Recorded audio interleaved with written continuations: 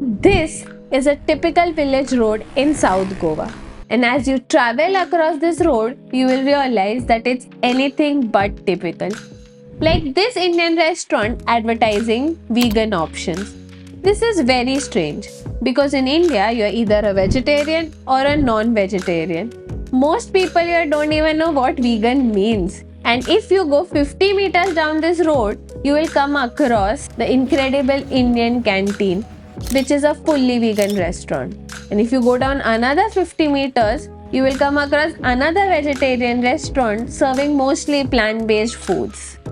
Finding three eateries like this right next to each other in the heart of an Indian village is nothing like what we have seen before. So, is South Goa the most vegan aware place in India? Let's find out.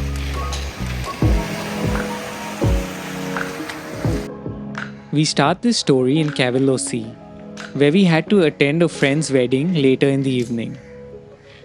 There aren't a lot of vegan options in Cavelossim, and we finally settled on Mike's, an ancient establishment that I've been to before. We started with the momos, which were really nice. The mushroom with teriyaki sauce was surprisingly good. Mike's is a classic pub with all the classic bad jokes and dad jokes that you'd expect from a place like this. So for them to get this teriyaki sauce right was a bit of a surprise. The chili garlic noodles were really tasty and paired well with the mushrooms. We were worried about this meal because of the lack of veg and vegan options around, but we really enjoyed our meal here. And in the evening, we were off for the wedding, at a picturesque church and then at a picturesque beach. Karensa, the glamorous bride, made sure that there were vegan options, which was incredibly nice. Thank you, Keith's sister.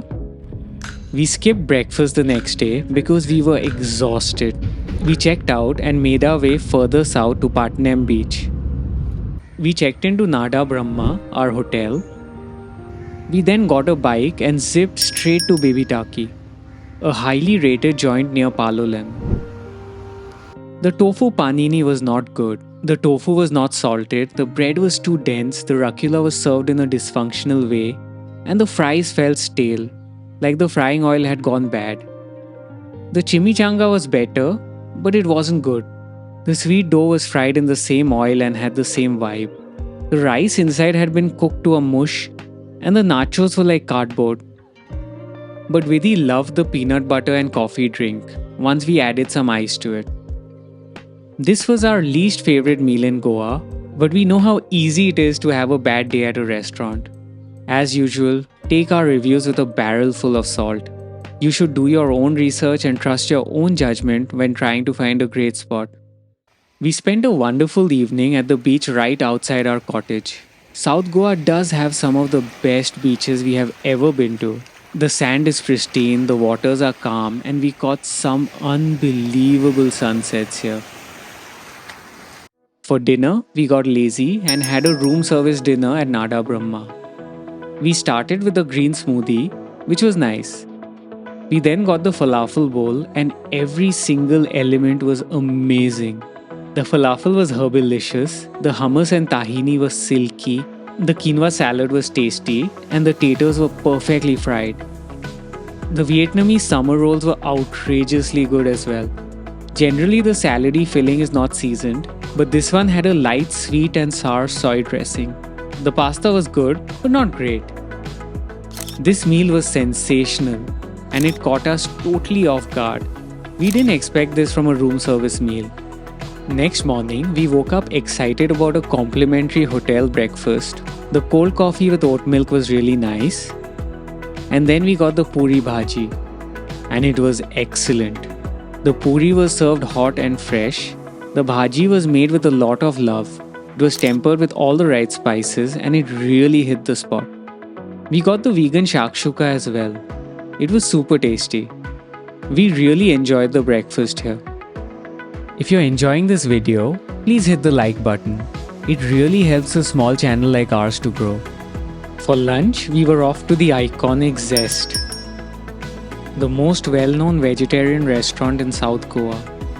The space is incredible. And when we got there, it was full, but quiet, because it was 34 degrees that afternoon. The pizza was good, but not great. The crust was thin, but a bit too dense.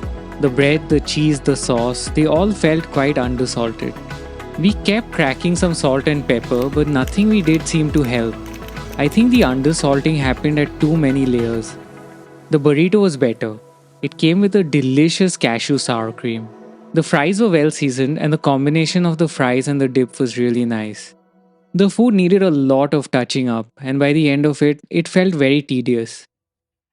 A couple of folks told us that in South Goa, the level of salt and spice has been altered to adjust to the palate of the visiting tourists. In an age where finally you see a lot of chefs and home cooks in the West loudly calling for food to be better salted and better seasoned, you see an Asian city going in the opposite direction. This seems like a big step backwards for me. I also struggled with this meal because of the heat and the lack of a breeze that day. We kept making quick shuttle runs to the nearby boutique shop in between the meal just to cool down in their air conditioning. Sorry, boutique shop. Just before the sun set, we went to Juno's, an ice cream parlor in Patnem. There were 6 vegan flavors to choose from, and this is a great example of how South Goa is so different to Bombay. Even the biggest ice cream parlors in Bombay have no vegan options or just a few sorbets. Vidhi got a scoop each of peanut butter and chocolate. It was a hot day and we really enjoyed the delicious ice cream with the lovely view. For dinner, we were craving some Indian food, so we headed to Kashish Cafe. It's a simple joint and the kind of joint where you'd never expect to see a vegan options available board. We started with the mushroom tikka, which was tasty but insanely spicy. We then got a tofu veg masala, a vegan raita, and a mint and onion lachha paratha. The food was super fresh, hot, and tasty. It was the first time we've ever had a vegan raita at a restaurant. This fact alone made this quite a special meal. Things seem to have come a long way. On our last day in Goa, we got breakfast at the hotel. The aloo paratha seemed like the safest choice, but it was just okay. It was too bready and there wasn't enough of the filling. Guddu, a chef at our cafe and our cook at home, makes the most amazing parathas. So we are super picky about this stuff. The fruit salad was great. I was craving something cool and sweet, and this was really nice. And for our final meal in Goa, we went to the Indian Cantine, which seemed to have a French connection. We loved the vibe of the place, and a super friendly guy explained the dishes and the menu. Everything sounded really great, which didn't help us make up our minds. The iced filter coffee with oat milk was excellent. This was my favorite cold coffee of this trip.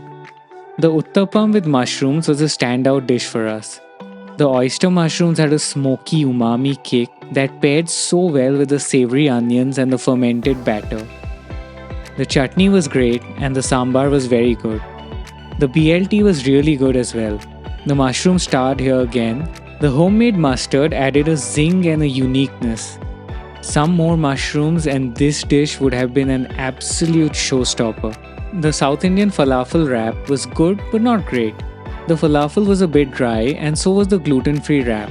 We packed a cookie and a slice of banana bread for our train journey back home. Both items were really good. It's especially surprising because it was gluten-free. We loved the vibe here. It reminded us of our canteen in college. The steel thalis and glasses, the self-service format, being surrounded by a farm where the founders sow some of their ingredients. It all felt very unique and very easy to like. At some point, we realized that we had met Satish, the friendly guy, and Manon, his partner in crime before. Many years back, they had visited Imagine Cafe, and we had a long chat about how to run a restaurant. I guess our advice was really good, because just look at what these guys have put together. So, is South Goa the most vegan-aware place that we have ever been to? Yes, absolutely yes. From the vegan raita at Kashish to the simple but delicious room service dinner at Brahma, From the delicious ice cream at Juno's to the incredible vibe at the Indian Canteen, there's just so much to be excited about. So, if you're planning a trip to Goa, it's time to get really excited.